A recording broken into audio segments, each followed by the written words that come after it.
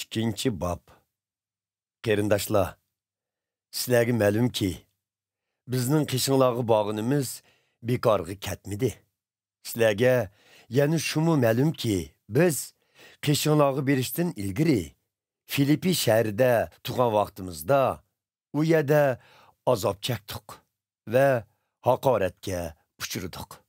Keyin sizlarning shahringlardimi yana qattiq qarshiliklarga uchirdik.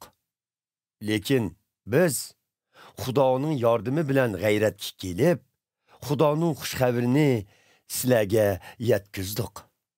Biz bu xush xabarni biror soxtalik, yomon niyat yoki hiylagarlik bilan yetkizayotganimiz yo'q. Amaliyotda Xudo bizni loyiq ko'rib, xush xabarni yetkizish vazifasini bizga topshirdi. Biz xush xabarni insonlarni xursand qilish uchun emas, balki bizning qalbimizni ko'zitayotgan Xudoni xursand qilish uchun yetkizyapmiz. Sizlarga ma'lumki, biz hech qachon sizlarning yoningizga xushomad qilg'ili yoki niqoblanib, tamaxo'rlik qilg'ili bormadik. Buningga Xudo guvohdir. Mayli sizlar bo'linglar yoki boshqalar bo'lsin. Biz hech kimdan biror maqtosh tama qilmadik. Ayso Masihning elchilaridan bo'lganligimiz uchun yordamlarni talab qilishga haqliq edik. Lekin sizlarga xuddi bolalarni bag'riga bosgan muloyim onidek muomala qildik. Shu chaqda sizlarga shundoq muhabbat bog'lagan edikki, biz Xudoning xush xabarini emas, o'z jinimizni taqdim qilishga rozi edik. Chunki sizlarni shu qadar yaxshi ko'ratdik. Qarindoshlar, bizning qandoq tirmishib ishlaganligimiz jazman esinglarda bordir. Biz hech qaysinglarga eg'rimizni salmaslik uchun bir tarafdan kech-kunduzlab ishlab, turmushimizni qamdisak, ya'ni bir tarafdan Xudoning xush xabarini sizlarga yetkizdik. E'tiqodchilardan bo'lgan sizlarning oranglardagi amaliy harakatimizning pok, haqqoniy va ayibsiz ekanligiga o'zinglar guvohlik beralaysizlar. Buningga Xudomu guvohdir. Sizlarga ma'lumki, biz har biringlarga ota farzandiga ajr sungdurgandek ajr sungdirdik. Sizlarga madad berdik, tasalli berdik. Sizlarni o'z podshohligiga va shon sharifiga chaqirgan Xudoning farzandiga loyiq yashashga da'vat qildik. Xudoga hamisha shukr etishimizdagi yana bir sabab shuki, sizlar bizdan Xudoning so'zini anglab, uni qabul qilganinglarda bu so'zni insonlarning so'zi emas, balki Xudoning so'zi deb e'tirof qildinglar.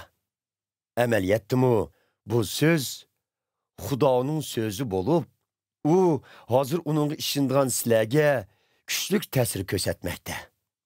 Qarindoshlar, sizlarning ahvolinglarmi Xudoga e'tiqod qilgan va Ayso Masihga mansub bo'lgan Yahudiya o'lkasidagi e'tiqodchilar jamoatchiliklariga o'xshaydi. Chunki ularning shu yerdagi Yahudilar tarafidan ziyonkashlikka uchraganiga o'xshash, sizlarmi o'z yurtdoshlaringlar tarafidan ziyonkashlikka uchradinglar. Burun Yahudilarning ajdodlari payg'ambarlarni o'ltirgan. Keyin ularning avlodlari Rabbimiz Aysoni o'ltirdi. Hozir yanıla ba'zi Yahudilar bizga zulm selib, biz xushxabar taqitayotgan shaharlardan qo'g'lab chiqadi. Ularning bundaq qilmishlari Xudoning g'azabini keltirdi. Ular xuddi butkul insonlar bilan dushmanlashgandek, bizning Yahudi emaslarning qutqizilishga erishishi uchun ularga bu xushxabarni taqitishimizga to'sqinlik qilyotdi. Buning bilan ular gunohlarini uzluksiz ko'paytirib, chekiga yetkizmoqda.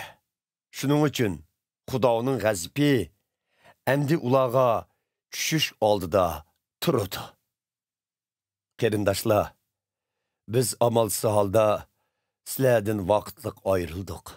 Biz sizler bilen birli bolmasaqmı, qalbimiz yanıla sizler bilen birli. Biz sizler bilen yani bir qitim didar ko'rishishga, intizor bo'lganligimiz uchun yeninglarga berishga intayin tirishdik. Bizning yeninglarga bog'imiz kelgan edi. Bo'libmi, menki Pavlus necha qitim sizlarni yo'qlab bormoqchi bo'lgan bo'lsammi, biroq buningga shayton to'salg'i bo'ldi. Sizlarning e'tiqodinglarda oxirgacha cho'qim ching turdiganliginglarga ishonamiz va sizlar uchun bek xushal bo'lamiz.